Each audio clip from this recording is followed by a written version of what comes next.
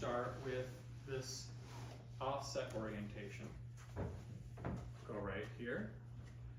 Quick assessment time. You start to lift your leg up. Oh. So what's nice too then is I have a clear sense, like you felt where that was, like it's lateral and a little bit deep. It's like, okay, I gotta find that. And this is the thing with your forearms.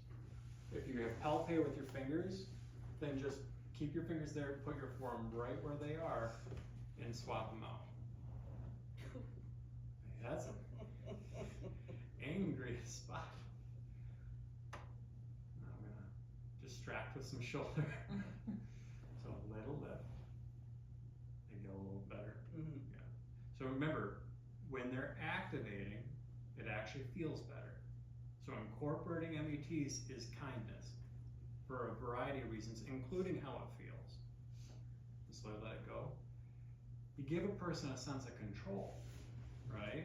Rather than just saying, you know, I'm just gonna bash on this until it tenderizes. Like that's not very nice. Okay, get a little lift.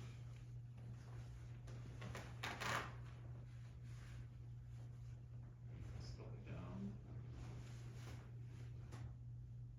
Okay, I'm feeling things shift a little bit. Now I'm gonna incorporate here and essentially anywhere, sprinkling in the breath is a nice added piece, whether it be for scapulas or anything low back.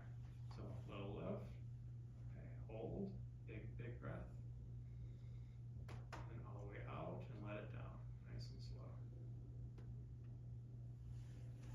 Because these structures can get, believe me,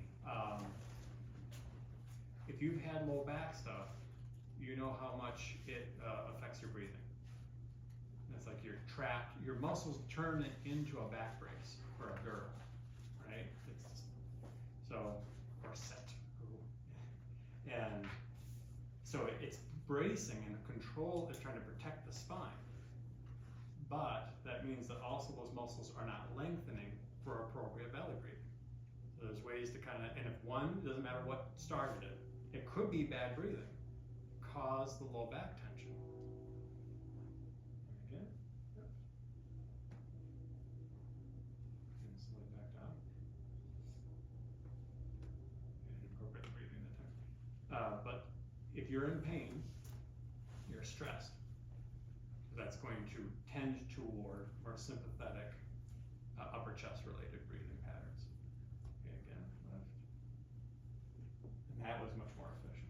Big breath. And all the way out. Yeah. Good. Now that action is only really associated with the lateral sides of the body. So frontal plane action. So after that, go to the other orientation. And I gotta swap the legs.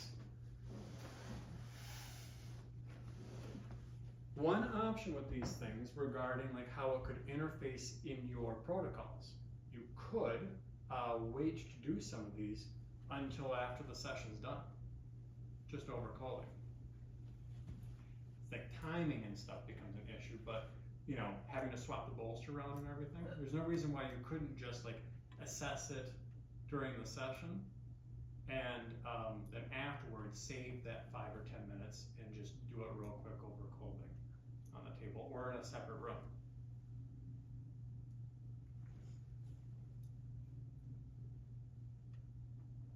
It's getting better. That's where the sheet actually helps you. That's the vinyl on the vinyl. It's causing the slip there. How's that doing? Good. Yeah, it doesn't seem. Comparing and contrasting the this side of her low back to the other. There was already a difference, but now it's like that doesn't feel. So okay, that one was very isolated. This side of her low back was more lateral. Let's call it QL. The other one had some QL, but also rectus spinae. That's where I could just be trying to kind of figure out the blueprint of what's going on here, right? Okay, arm down. Let's have you lift your shoulder off to the side, good down. Yep, and that's good and tight too. These are frontal plane movements where it makes sense that that's correlated. Yeah. Okay.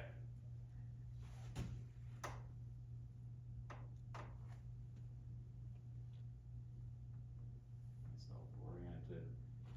Here's where that's where all the pelvic, like I can feel where the superior angle of the scapula is. I can kind of gauge based on this how it's oriented, based on where her neck and her spine is.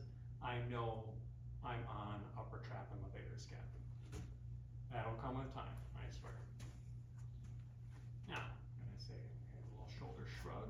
Working good. Okay, big breath. All the way out. Just let go. Relax. If I have a tactic here, I'll start with that, just to contract, relax. And then we'll do, all right, let's do that again. Shrug. Good breath.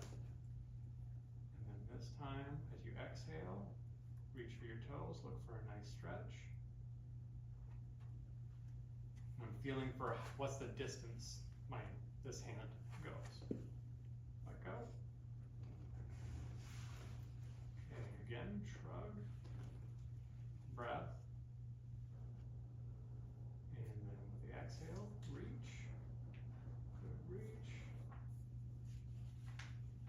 Good. Let go. Okay. I don't hold it forever. I'll just decrease the pressure.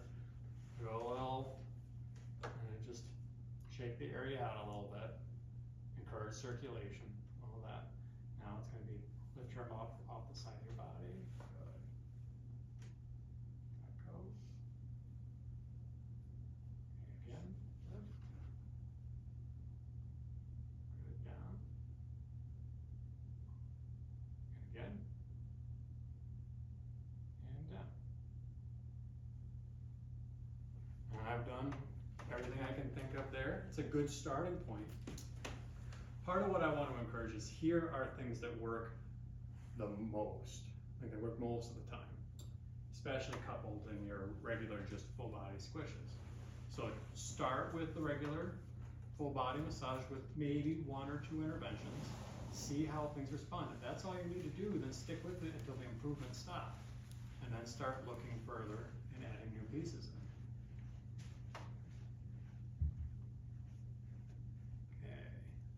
Big circles with your eyes. Anytime in areas that potentially are sensitive though, I mean, you should start out with your pressure checks. I've already gauged kind of what her pressure tolerance is. But starting out, I do encourage, especially like some occipitals, do the, tell me when it's just perfect. Now, if I were to do the head movements, I would say super, super small, super, super slow. Roll your head around, little circles.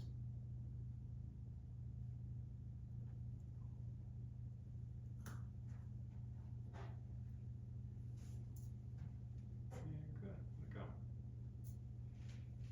It doesn't take that much time to sprinkle in, because that would be conjoined with like the actual like massage piece. Or as I said, you save it and